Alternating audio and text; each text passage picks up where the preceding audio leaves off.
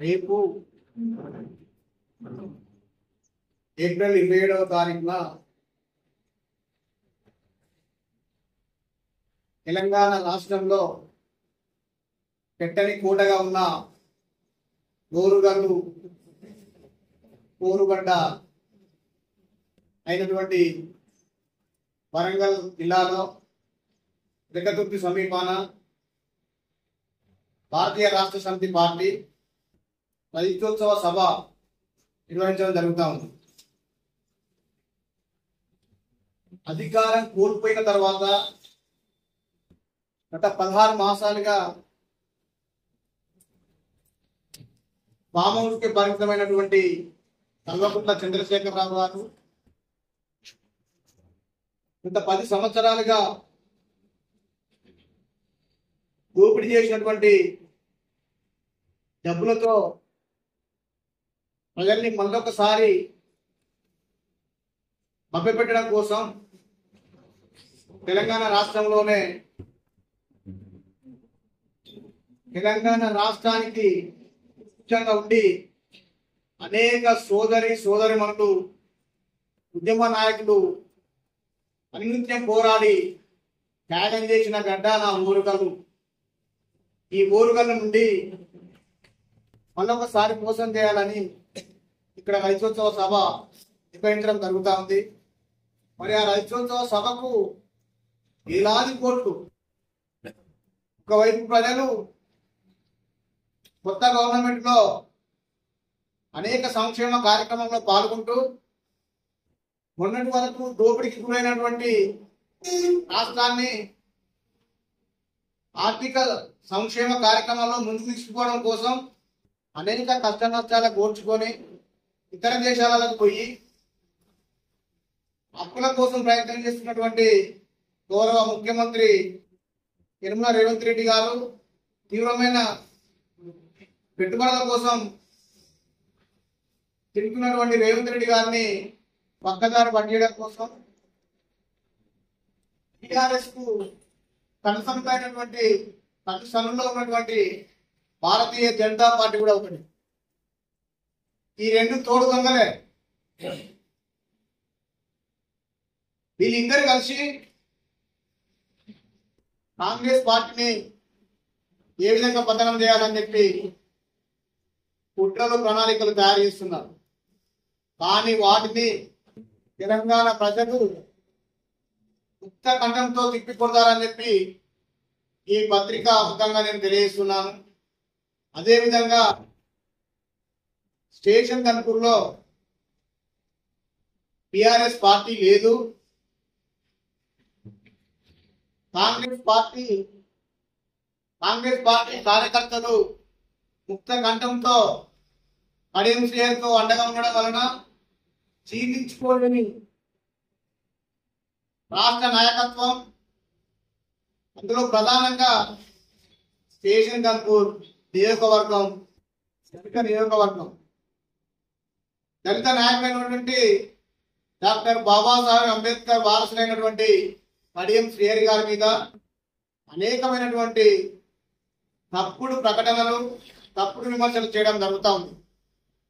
దాన్ని స్టేషన్ కన్పూర్ ప్రజలు, తెలంగాణ రాష్ట్ర కాంగ్రెస్ పార్టీ ప్రజలు, వివిధ వామపక్ష పార్టీల నాయకులు కూడా కడియం శ్రేయర్ గారి జీవిత చరిత్ర ఏంటిది, ఈరోజు విమర్శించేటువంటి వారి చరిత్ర, వారి పుట్టగతులు ఏంటిది అని చెప్పి స్టేషన్ కన్పూర్ ప్రజలు, వరంగల్ ఉమ్మడి జిల్లా ప్రజలు ఒకవైపు ఆలోచిస్తూనే ఉన్నారు. ఈ తరుణంలో స్టేషన్ కన్పూర్ నియోజకవర్గంలో ఒక దళిత ఎమ్మెల్యే ఈ నియోజకవర్గ అభివృద్ధి నా ధ్యేయం అంటూ ముందుకు పోతూ ఉమ్మడి వరంగల్ జిల్లాలో ఏ నియోజకవర్గానికి రానటువంటి నిధులు, ఏ నియోజకవర్గానికి గత 16 మాసాలుగా ముఖ్యమంత్రి అయిన తర్వాత రానటువంటి దశలో స్టేషన్ కన్పూర్కు తీసుకొచ్చి అందరి సమక్షంలో 800 కోట్ల రూపాయలకు శ్రీకారం చుట్టడం జరిగింది.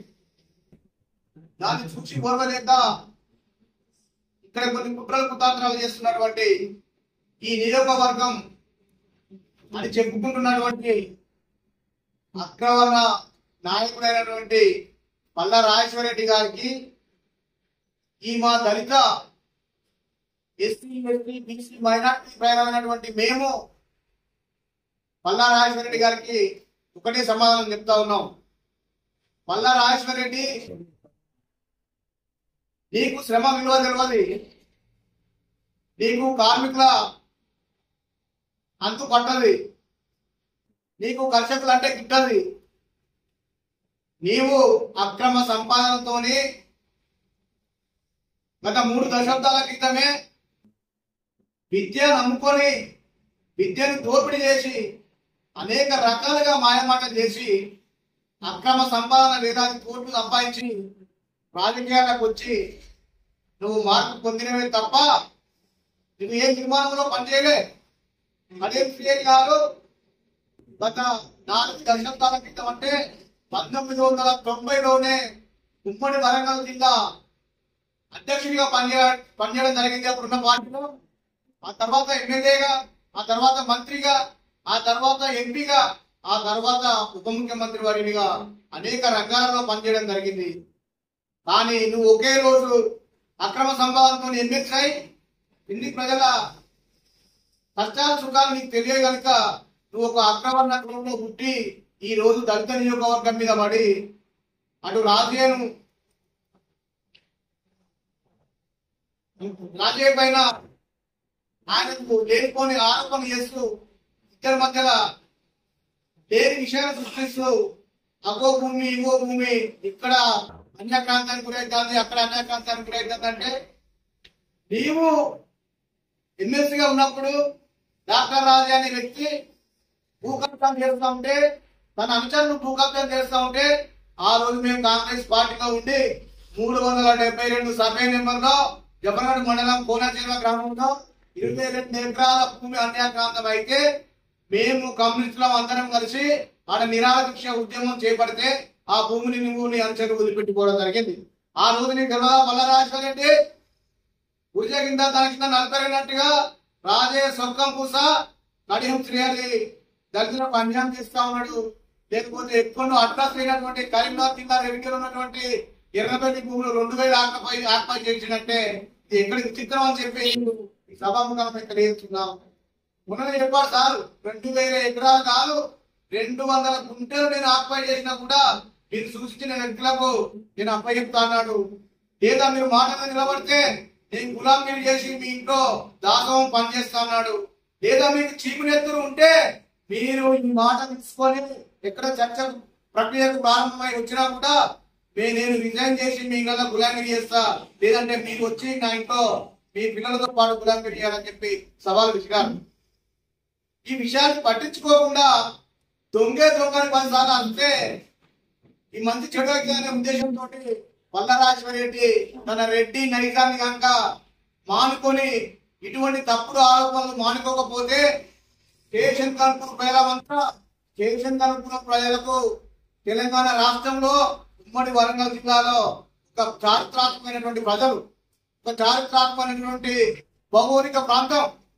తెలంగాణ సాహిత్య పోరాటంలో మొదటి నుండి కొట్లాడితే ఆ తర్వాత 1969లో, ఆ తర్వాత 2002లో తెలంగాణ ఉద్యమంలో అనేక మంది కొట్లాడి తమ ప్రాణాన్ని అమ్ముడేగా పెట్టి తెలంగాణ కోసం రక్తాన్ని దారపోసినటువంటి చరిత్ర ఈ స్టేషన్ కనుపూర్ గడ్డకున్నదని చెప్పి ఈ సభాముఖంగా తెలియజేస్తున్నా.